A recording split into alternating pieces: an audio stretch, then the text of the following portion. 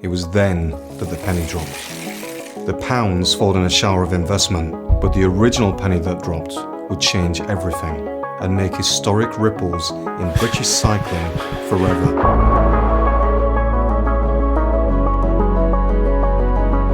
For over a century, British cycling was lost in a sea of mediocrity. Underfunded and underwhelming, it left a legacy so void of achievement that bike manufacturers wouldn't sell them their bikes for fear of being associated with them. They were a penny amongst a shower of pound coins. Devoid of value, the chances of winning were far from a coin toss.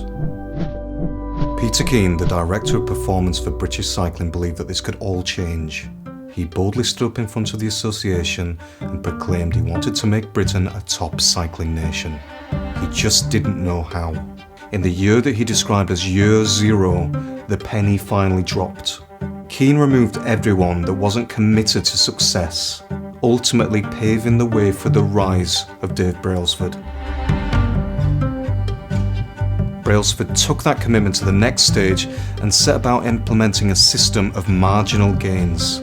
He knew that if he broke down all the elements that go into riding a bike and being an athlete, improved them all by a fractional amount, that those improvements would compound and result in a seismic shift greater than the sum of those changes.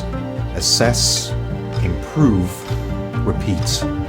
Brailsford knew that talent alone wasn't enough to dominate the best of the best, so his approach became more holistic. He mitigated the chance of illness within the team by bringing in a surgeon to show them how to wash their hands, and brought in the right types of pillows and mattresses for each rider to maximise their sleep. He had different massage oils tested to find which one yielded the fastest recovery. No aspect of the ride was overlooked, no aspect of the team was undervalued. The real test of Brailsford's system came in 2008 at the Olympics in Beijing. Team GB were in the unfamiliar position of having some favourites, but nerves were even higher than expectations. The likes of then unknown Victoria Pendleton and Chris Hoy took to the velodrome wearing the once ridiculed team colours. But this time, marginal gains were baked in every fibre of their approach. They crushed the competition. Team GB won an astounding 60% of the gold medals available in track and road cycling. 4 years later in London, they set 9 Olympic records and 7 world records. After garnering just 1 gold medal in 44 years, they took 69 Olympic and Paralympic gold medals over the next 14 years. In 110 years of Tour de France, no Brit had ever won. But from 2012 to 2017, British riders took 5 out of 6 Tour de France's.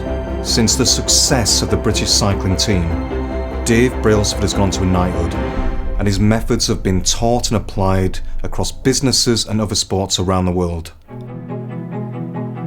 The British cycling team aren't 10 times better than their competition, even if they've got 10 times the medals. They've just proven that by being only slightly better than the rest, they can reap huge rewards and dominate the field. In today's workforce, less than 1% of the working week is spent on learning, of any kind. And when we are learning, it's often with a focus of the exact field of our careers, neglecting other subjects and skills that could make us more rounded, successful and happy. Small changes compounded make a huge difference. Just 10 minutes of learning every day could write a completely new legacy for you tomorrow. A small yet immense difference which will separate you from the crowd and give you the edge.